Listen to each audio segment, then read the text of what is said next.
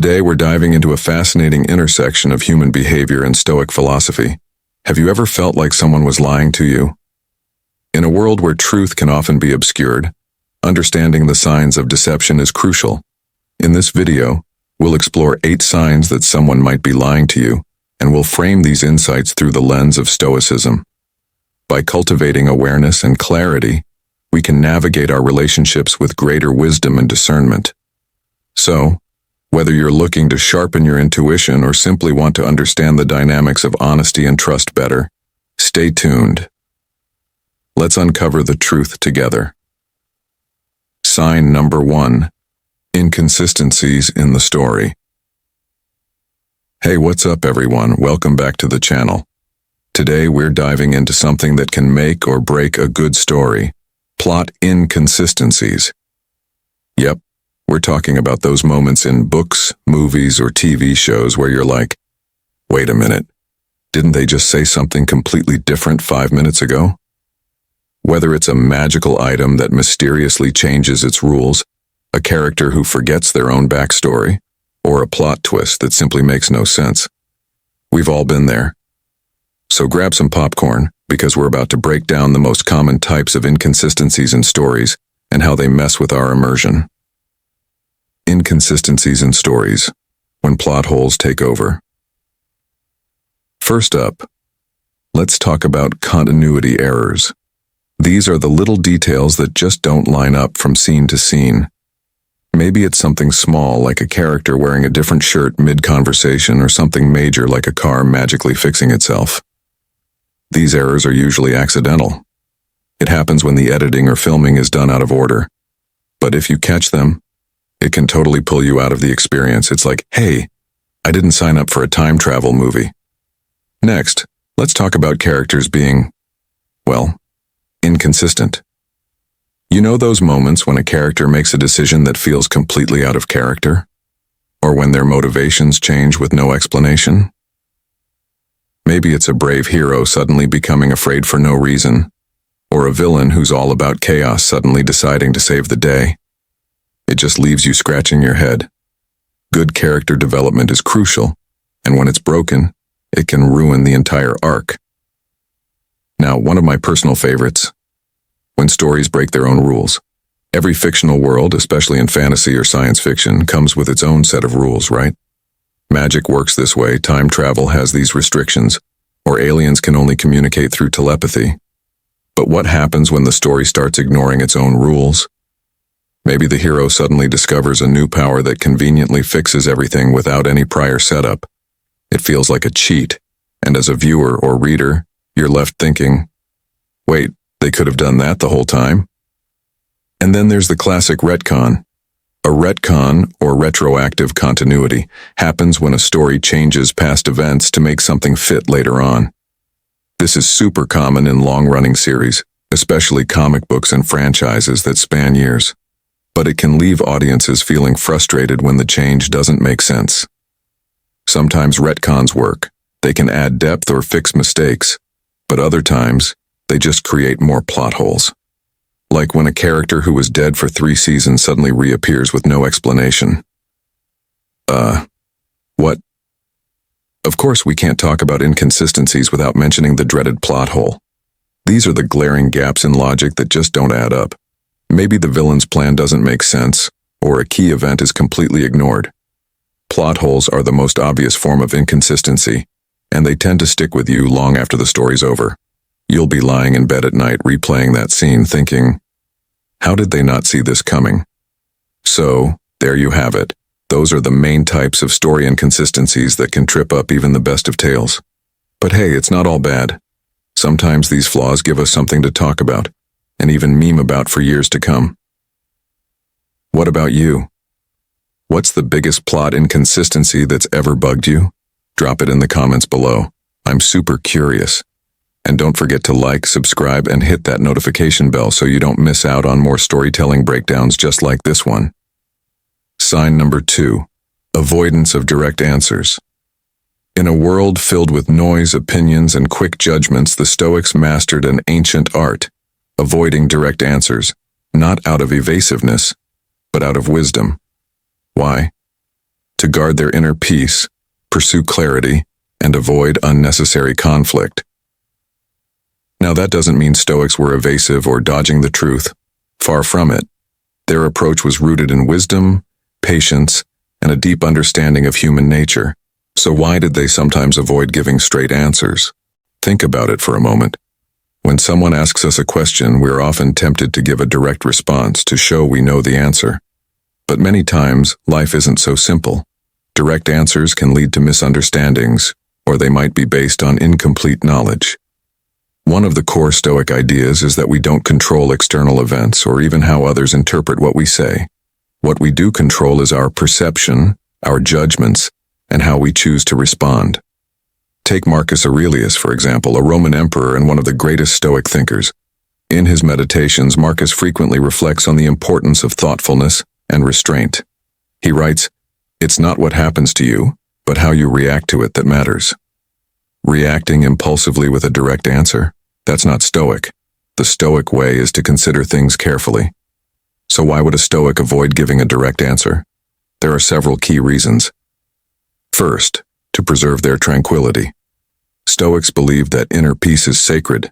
Direct answers often spark debates, emotional responses, or even conflict. By avoiding direct engagement, they maintain their calm. Instead of getting pulled into unnecessary arguments, they asked clarifying questions, responded with another perspective, or simply stayed silent when it was wise. Second, to avoid making rash judgments. A quick answer, especially without full understanding, can lead to errors. Stoics knew that the truth often requires time to unfold. By delaying a direct answer, they allowed space for reflection and understanding. And third, to encourage others to think more deeply. Rather than offering an answer, they would pose a question back, encouraging self-reflection. In many cases, they believed that wisdom isn't found in receiving answers, but in the process of asking the right questions. That's a key Stoic insight. Self-examination. How can we take this lesson from the Stoics and apply it to our daily lives? First, practice mindful silence. Sometimes the best response is no response at all. Not everything requires your opinion or answer. As Epictetus said, "We have 2 ears and 1 mouth so that we can listen twice as much as we speak." Second, when you do respond, consider asking questions rather than offering conclusions. It helps you understand the situation better and encourages the other person to think more deeply. Third, resist the urge to form quick opinions. Take time to reflect.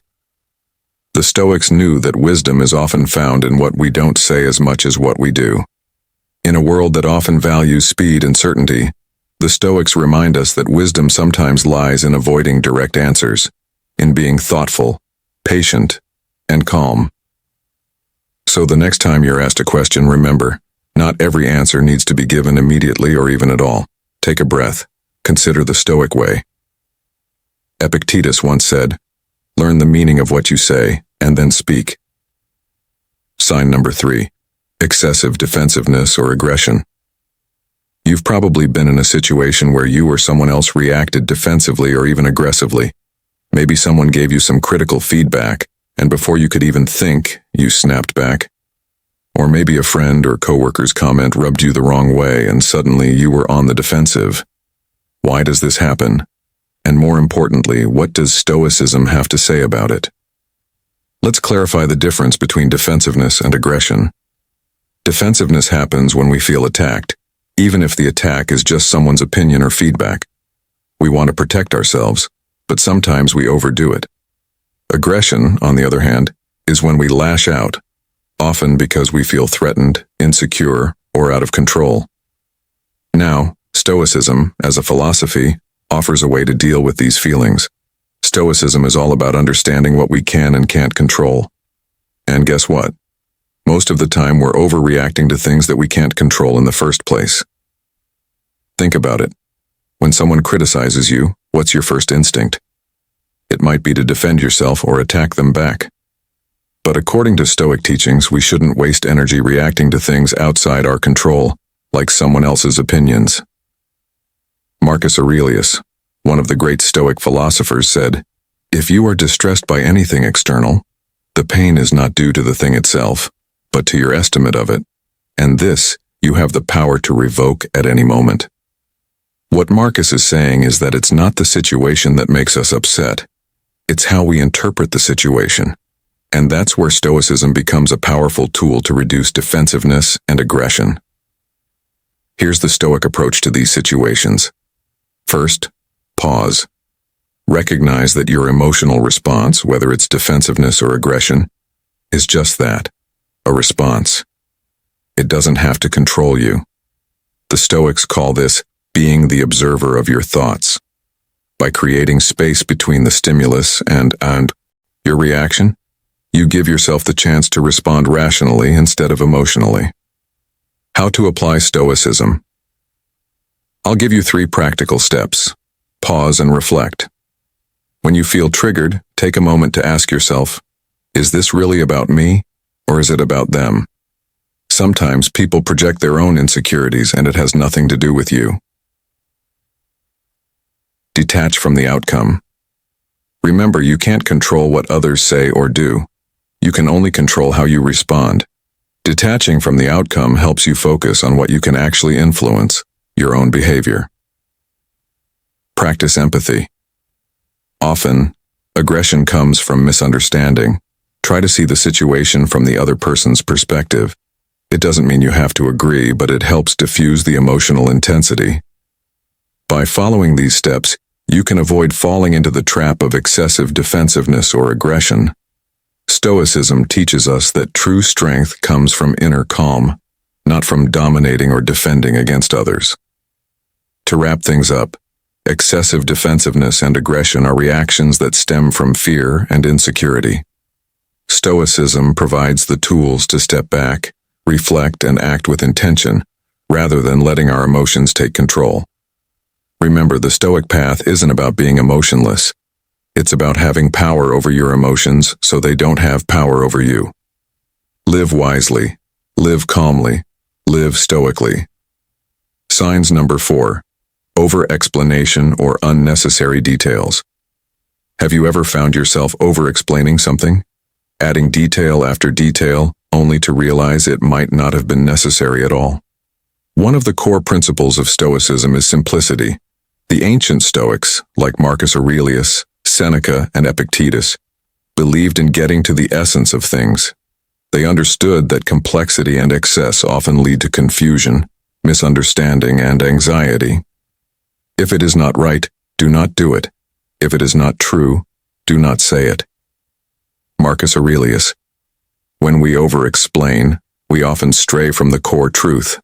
The more we talk, the more we dilute the message. Stoicism teaches us to focus on what matters and to communicate with intention. Over-explanation usually comes from a place of insecurity or a desire to control how others perceive us. We might think that more details will make us seem smarter or more credible, but the opposite often happens. Seneca, one of the great Stoic philosophers, reminded us that life is long if you know how to use it. In a way, the same applies to our words. Conversations become more meaningful when we respect time, ours, and others. Saying more doesn't always mean saying better. When you communicate, focus on the core message. Ask yourself, what's truly necessary here? Strip away any unnecessary details, just like the Stoics stripped away desires that didn't serve their virtue. Epictetus once said, "Nature gave us one tongue and 2 ears so we could speak less and listen more." Silence is powerful. Not every gap needs to be filled with words. Sometimes the most Stoic response is no response at all. Stoicism teaches us to focus only on what's within our control. How others interpret your words is not in your control. Trust that what you say, if clear and concise, will be understood. There's no need to over-explain just to control someone else's perception. Marcus Aurelius wrote his meditations primarily for himself. His words are concise, powerful, and to the point. He wasn't trying to impress anyone, just to remind himself of what's important. Seneca's letters are filled with practical wisdom. Even when he explained complex ideas, He did so in a way that was easy to understand. He didn't waste time with unnecessary flourishes. How can you practice avoiding over-explanation in your daily life? Ask yourself, is this essential? Before adding another point, pause. Is it necessary for the listener to understand the message? Respect your listener's time and attention. Keep it brief, and trust that your audience will ask if they need more. Embrace the power of, I don't know. Sometimes over-explanation is just a way to cover for uncertainty. It's okay to admit when you don't have all the answers. In the end, less truly is more. By simplifying our communication, we align with Stoic principles and become clearer, more effective speakers. Remember, the goal isn't to impress others with how much we know, but to focus on what matters and communicate with purpose. Focus on the essential. Speak with purpose. Sign number 5. Lack of eye contact or forced eye contact. Is lack of eye contact a sign of disrespect? Or is forced eye contact an attempt at control? What does Stoicism say about this? Stick around to find out. Eye contact plays a huge role in our everyday social interactions. In many cultures, eye contact is associated with trust, confidence, respect, and attention. But what happens when someone avoids eye contact? Or worse, when someone forces eye contact to intimidate or manipulate? Modern society often interprets a lack of eye contact as nervousness, shyness, or even dishonesty. On the other hand, intense or forced eye contact is frequently seen as a power play. It's this subtle dance of the eyes that makes human communication so layered and nuanced. Stoicism teaches us to maintain calmness of mind and inner stability regardless of external circumstances. When it comes to eye contact, a Stoic would approach the situation with equanimity, neither overly attached to making eye contact nor feeling uncomfortable when it doesn't happen. The Stoics emphasize the idea of rational detachment. Whether someone avoids eye contact or forces it, what matters to the Stoic is not the gesture itself, but our response to it. As Epictetus would remind us, it's not what happens to you, but how you react to it that matters. If someone avoids eye contact, we might feel offended or think less of them, but Stoicism reminds us to withhold judgment. Their actions are not within our control. What is within our control is how we choose to interpret their behavior. Do we assume it's rudeness, or do we understand that they might be struggling with something we don't know? Similarly, if someone forces eye contact to assert dominance, a Stoic might recognize this tactic but remain unshaken by it. The Stoic's aim is to maintain inner freedom, to be unmoved by the external attempts to intimidate or manipulate. How can we practice Stoicism when it comes to eye contact? Be mindful, not reactive. When interacting with someone, notice how their eye contact, or lack of it, affects you. If you start feeling anxious, intimidated, or frustrated, remember to pause and reflect. These feelings stem from our own interpretations, not from the other person's gaze. Approach others with understanding. Someone's failure to maintain eye contact isn't always a sign of disrespect. It could be a sign of social anxiety, cultural differences, or simply a personal habit. The Stoic approach would be to avoid making snap judgments. Practice calm, grounded eye contact. When you make eye contact, do so naturally and without force. Don't use it as a tool to dominate or manipulate. Instead, use it to connect calmly with the person in front of you. Marcus Aurelius said, "To bear in mind constantly that all of this has happened before, and will happen again. People will look away. Others will stare you down. Remain centered in both scenarios." In the end, both lack of eye contact and forced eye contact reveal something deeper about human interaction, our tendency to read too much into small signals and let them disturb our inner peace. Stoicism reminds us that we are in control of how we react. By practicing detachment, understanding, and calm composure, we can navigate these social cues without losing our inner balance. Sign number 6. Sudden changes in tone or behavior. Life is full of unexpected changes. Sudden shifts in tone, behavior, or circumstances can leave us feeling unsteady, confused, or even anxious. But what if I told you that there's a way to remain unshaken amidst these changes? Today, we're going to explore how Stoicism can help us deal with the unexpected, whether it's a sudden change in someone's behavior or life taking a turn you didn't anticipate. Let's dive into the wisdom of the Stoics. First, let's briefly understand Stoicism. Stoicism is a philosophy that teaches us how to maintain inner peace in the face of life's challenges. Its key idea: that we can't control external events, but we can control how we react to them. Whether it's a sudden change in someone's behavior toward us or an unexpected event, Stoicism offers a powerful approach to remain grounded and centered. It's not what happens to you, but how you react to it that matters. Epictetus. Let's say someone close to you, a friend or colleague, suddenly changes their tone or behavior. Perhaps they become distant, angry, or cold. It's natural to feel confused or even hurt. But here's where Stoic principles come into play. The Stoics remind us to focus on what's within our control, our own thoughts, actions, and responses. 1. Don't jump to conclusions. Stoics teach us to avoid assumptions. Marcus Aurelius reminds us not to be quick to label events or people. We don't truly know what might be going on in someone else's life, so assuming their behavior is directly about us may not be helpful. Instead of reacting emotionally, pause and reflect. Ask yourself, is this change in behavior something I control? Spoiler alert, it's not. What we can control is our response. We can choose to respond with understanding and compassion, or simply give the other person space. One of the core teachings of Stoicism is the focus on virtue, living in accordance with wisdom, justice, courage, and self-discipline, rather than being obsessed with outcomes or how others behave.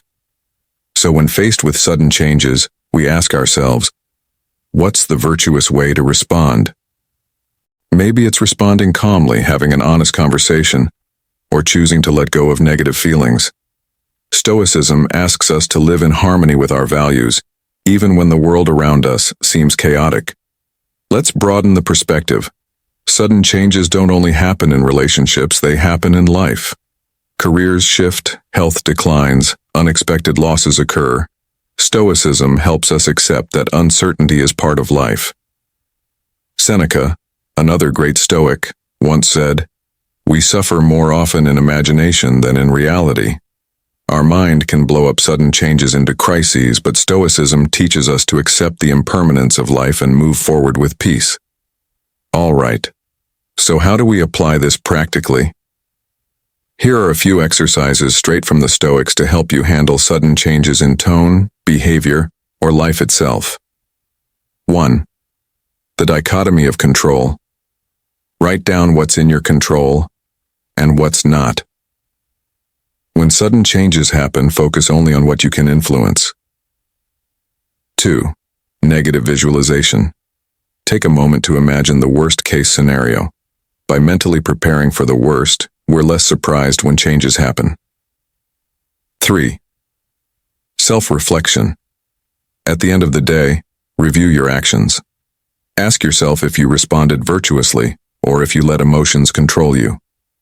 Sign number 7. Contradicting body language. It includes gestures, facial expressions, posture, and eye contact.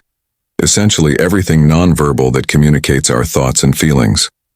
But what happens when our body language contradicts our words? This is where it gets interesting. Imagine someone saying, "I'm happy to see you," but their arms are crossed and their eyes are downcast. This mismatch can lead to confusion and distrust. This ancient philosophy teaches us to focus on what we can control, our thoughts and reactions. Stoics believe in observing our emotions without being swayed by them. So, how does this connect to body language? When we encounter contradicting body language, a Stoic approach encourages us to pause and reflect. Instead of jumping to conclusions, we can ask ourselves, what might be behind this? Understanding the emotions behind body language is key. Stoicism teaches us empathy. If someone's words don't match their actions, it might indicate stress, anxiety, or other struggles. By adopting an empathetic perspective, we can respond more thoughtfully. For example, if a colleague seems distant while discussing a project, instead of taking it personally, consider asking if they're okay. This aligns with the Stoic practice of focusing on the well-being of others. So how can we respond when we notice contradicting body language? Stoicism encourages clear and open communication. You might say, "I noticed you seem a bit uncomfortable. Is everything all right?" This not only clarifies the situation, but also fosters trust. In summary, understanding and responding to contradicting body language through the lens of Stoicism allows us to build stronger connections and navigate our relationships more effectively. Remember, while we can't control how others express themselves, we can control our reactions and strive for empathy and clarity. Sign number 8. Excessive compliments or flattery. Compliments can be sincere expressions of appreciation, but when they become excessive or insincere, they can lead us astray. The Stoics believed in focusing on virtue and truth rather than being swayed by external validation. The only way to deal with the flattery of others is to master the self. Epictetus. Stoicism teaches us to be self-sufficient and to value our own judgment over the opinions of others. When we receive excessive compliments, it can inflate our ego and lead to a distorted self-image. Marcus Aurelius reminds us that our worth is not determined by others, but by our actions and character. You have power over your mind, not outside events. Realize this, and you will find strength. Flattery can be deceptive. It might feel good in the moment, but it often lacks sincerity. As Seneca said, "It is not the man who has too little, but the man who craves more. That is poor." When we seek validation through flattery, we're setting ourselves up for disappointment. How can we navigate compliments and flattery in our daily lives? Here are 3 Stoic strategies. Practice self-awareness. Reflect on your values and what truly matters to you. This helps you appreciate compliments without being swayed by them. Accept criticism. Gracefully, learn to see criticism as an opportunity for growth. The Stoics believed that constructive feedback is just as valuable as praise. Focus on virtue. Instead of seeking approval, strive to live virtuously. Your self-worth should come from your actions and integrity, not from the opinions of others. Excessive compliments and flattery can be tempting, but they can distract us from what truly matters.